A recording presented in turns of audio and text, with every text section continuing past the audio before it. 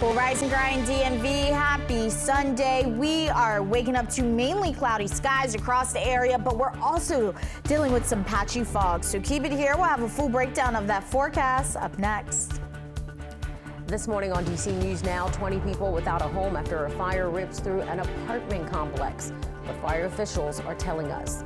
As Commanders game day, Jaden Daniels is back on the field. Details on what to expect on the field from tonight's game.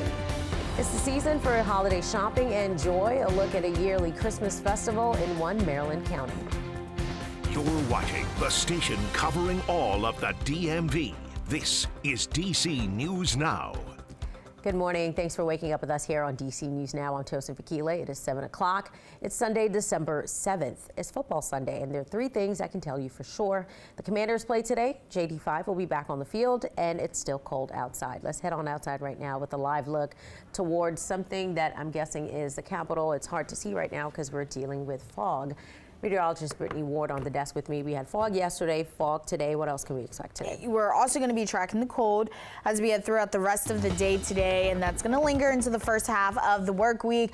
Not only did we take a live look at the Capitol, now we're going to be heading out to the monument. Yes, that fog is overtaking the Beltway, so if you are heading out, just make sure to take it slow. Not only are we dealing with fog, we're also dealing with those low-level clouds. So again, if you are out and about, make sure to take your time. Visibility across the area also down. We're down to a mile here in DC, as well as Waldorf, Manassas, Lexington Park, Fredericksburg, Virginia. It looks like you guys improved from the last hour. You guys are sitting at a mile when it comes down to visibility. You're down to half a mile though as you head over there to Orange. So still take it slow. Now, with the low level moisture that we're seeing in our atmosphere right now, those very cold temperatures, that's allowing us to see some freezing fog across the region, especially Washington, D.C. Further south, we do have a freezing fog advisory in place until about 9 a.m. So any fog in these areas, those untreated surfaces, could potentially cause for some slick spots. So keep it here.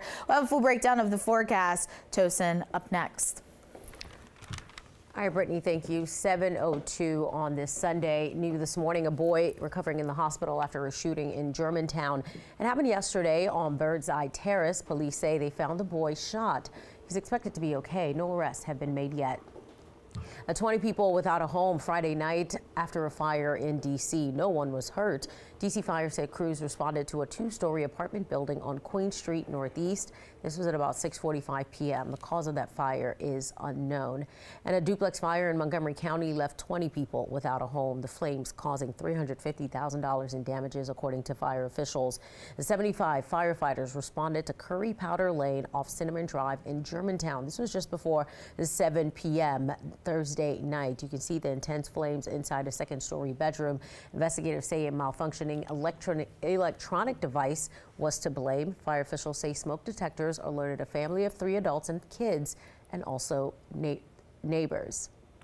7:03, it's been over a week since 2 National Guard members were shot in D.C. The Department of Defense confirms all National Guard members in the district are now armed following that attack. 500 additional Guard members will be heading to the district. I spoke with leaders of activist group Free D.C., and they questioned the need and argue the move doesn't make the city safer. More troops with more weapons really do not change that fact. It only further endangers both DC communities and the troops themselves. The fact that MPD is now being detailed to protect National Guard members, I think should draw into a lot of big questions about what the purpose of the Guard members is. National Guard troops were seen arriving at DC Armory Wednesday morning. And we're also learning more about the states that might be sending troops here. Arkansas and Oklahoma have confirmed they're sending at least 100 guardsmen to D.C. The Virginia man charged with making and planting pipe bombs at Republican and Democratic National Committee headquarters the night before January 6th attack made his first court appearance. 30-year-old Brian Cole Jr. from Woodbridge faces several charges, including attempted malicious destruction by explosive materials. That carries a max of 20 years in prison. And he also charged with transporting an explosive device with intent to kill or damage.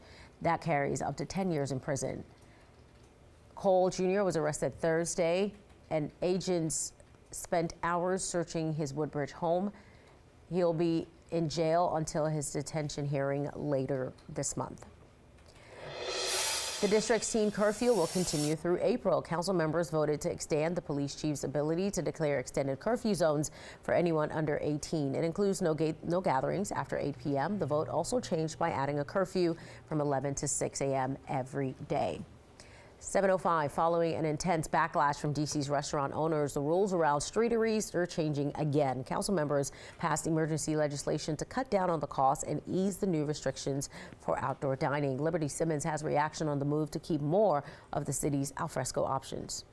Well, you can see the chairs and tables and coverings on these streeteries here all gone, and business owners say these streeteries will be out of here this week. But one local council member is pushing emergency legislation to help keep them.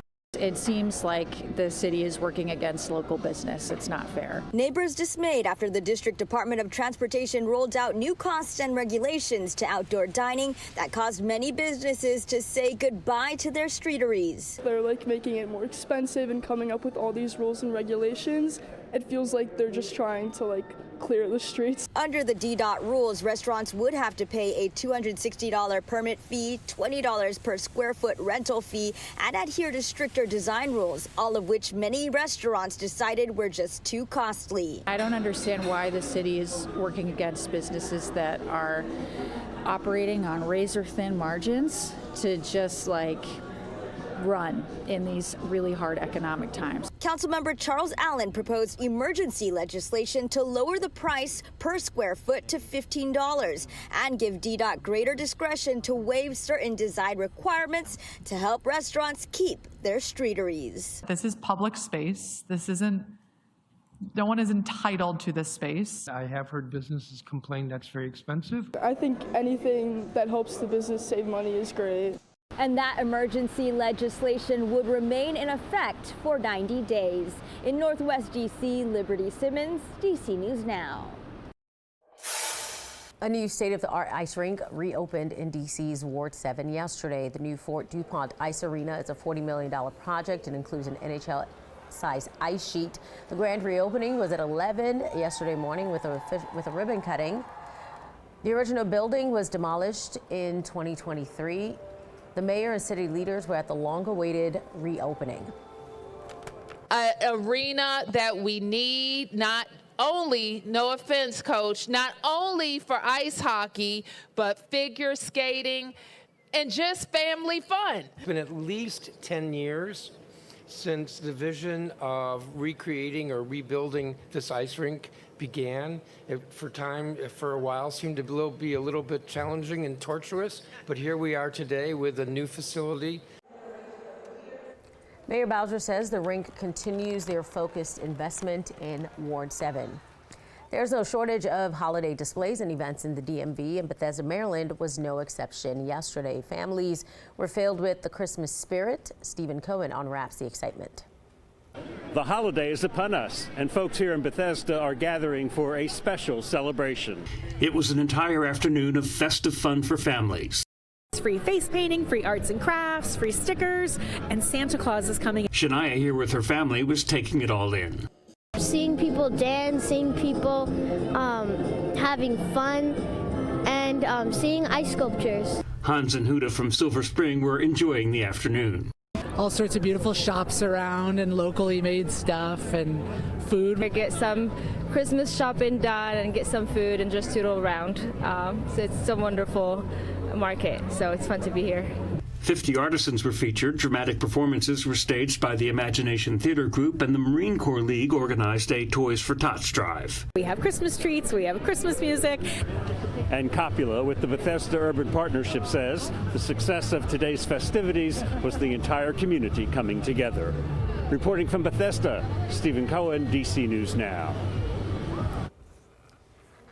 The National Harbor is celebrating the holidays every weekend from now to December 27th. You can enjoy holiday fireworks shows after a tree lighting. The show is about 7 minutes long. It starts every Saturday this month at 5:30 p.m.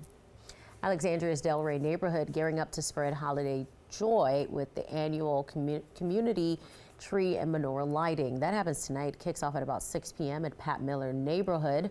And just a heads up, there will be some road closures from 5 to 7:30 p.m. That includes parts of Mount Vernon Square and East Oxford Avenue. Head to our website for more information. All right, we're coming up on 7:10. Brittany, what are we in for today? You know, overall, as we head through the rest of your Sunday, we are going to be tracking once again those cooler temperatures.